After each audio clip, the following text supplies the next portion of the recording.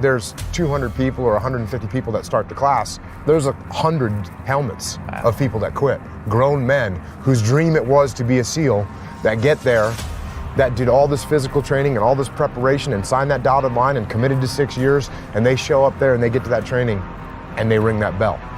No one knows who's gonna make it through that program. The only way to know what's in the core of a human being is to rip that thing apart and see what's in there. And until you rip it apart and see what's in there, you don't know.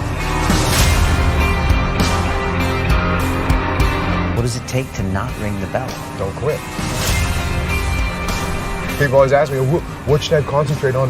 What's your advice for me going to buds? And don't quit. Don't quit. Like, train hard, don't quit. Well, if you want to be a good leader, you have to understand human nature. And the places where human nature reveals itself most clearly are times of extreme suffering and inhumanity. I had a bunch of hard-headed, very determined, thick-skulled guys that, you know, I had to get them to do what I wanted them to do, I had to get them to want to do. Trust is built on relationships. Relationships are built on trust. If you don't trust me, we don't really have a relationship. My first platoon, we were doing a training operation. We get into this tactical situation. Everyone in my platoon is focused on one area. Everyone's looking down their weapons, waiting for a threat to expose itself, which means you got 16 guys looking down their weapons, and I'm waiting for someone to make a call. I was a new guy. I'm waiting for someone above me in the chain of command to say, hey, move here, or hey, move forward, or make some kind of a decision. And as I'm waiting, no one's doing it. So I'm a new guy. I'm scared to say anything, and I know I shouldn't say anything, so I'm just waiting, and no one's giving an order. No one's giving any direction. So I wait longer. And this goes on for probably 30 seconds or a minute, which is a really long time when you're trying to take down a target. And finally, I said to myself, all right, I'm gonna see what's going on. So I actually point my weapon at the ceiling, and I take a step back, and I just look around. And I see that every single person in my platoon, including my platoon commander, including the assistant platoon commander, including the platoon leading petty officer, everyone is just focused on their weapons and no one's making a decision. And I can see this. And because I'm looking around and I'm detached from the scenario, just by 8 inches, I stepped back and looked around. I can see what decision needs to be made. And so I summoned up as much courage as I could as a new guy, because new guys don't make decisions. And I said, hold left, clear right, which was a basic command that we had rehearsed and you would practice. And I expected someone to say, you know, shut up, Jocko. But instead they repeated the command. They all said, hold left, clear right, which means we were gonna execute it. And sure enough, the guys on the left held and the guys on the right cleared. And we got done, and instead of someone saying, hey, you need to keep your mouth shut, like one of the more senior guys said, hey, good job up there, way to make a call. So I looked at it and I said, wait a second, how could I have, as a new guy, have made a decision in that situation that was better than what the more senior, more experienced guys were making? And I realized it was because I took a step back and detached from it. So at that moment I said to myself, okay, from now on, when I get into these tactical scenarios, I'm gonna take a step back and I'm gonna try and look around and I'm gonna try and detach myself from the chaos and the mayhem. And I started doing it all the time. In every tactical situation, in the land warfare, in the mountains, in the urban environments, I was doing it all the time. And I was able to like see what was happening. It was like a superpower to be able to see what was happening and make decisions. And so then I actually started doing it when I was having conversations.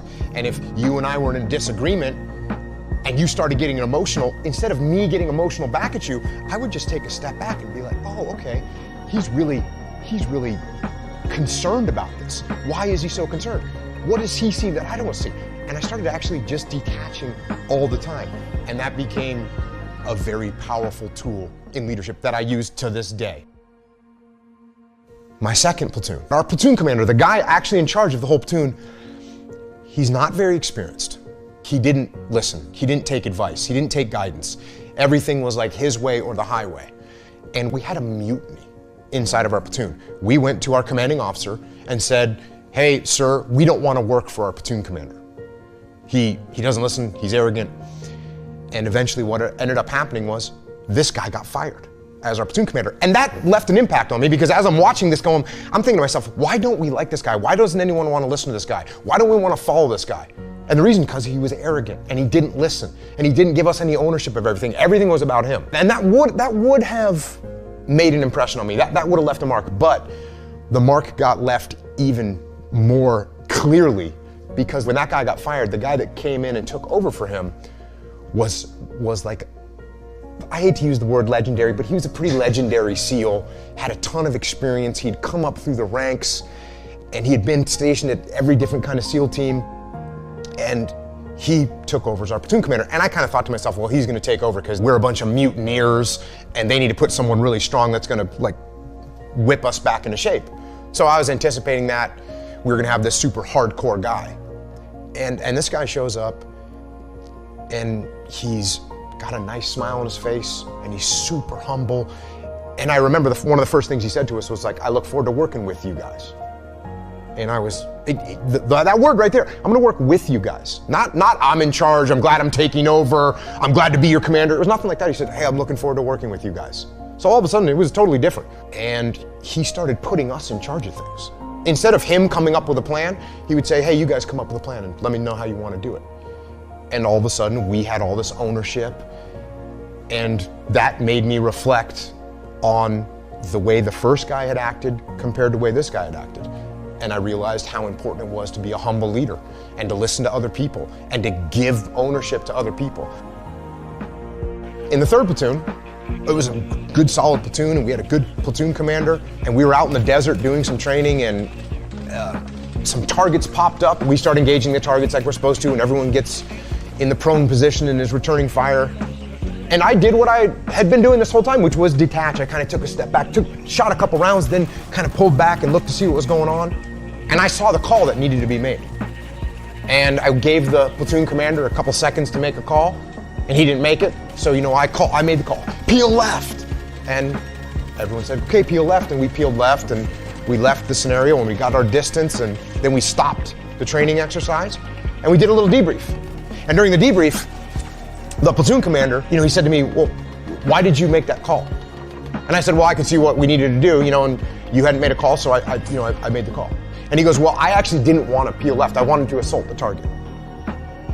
And right there in that split second, I kind of thought to myself, well, like part of my ego flared up, and I was kind of thinking I could have said something along the lines of, well, you need to make a call faster. If you're not going to step up and lead, then I'm going to do it. Like I could have said that. But I realized at that moment in time, wait a second, I didn't need to make a call.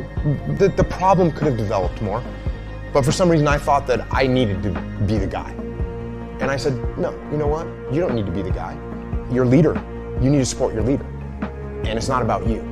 And what you have to do is subordinate your ego and be supportive of the person that's in charge, and you move forward together as a team. Because that's what it's about. It's not about me, it's about the team.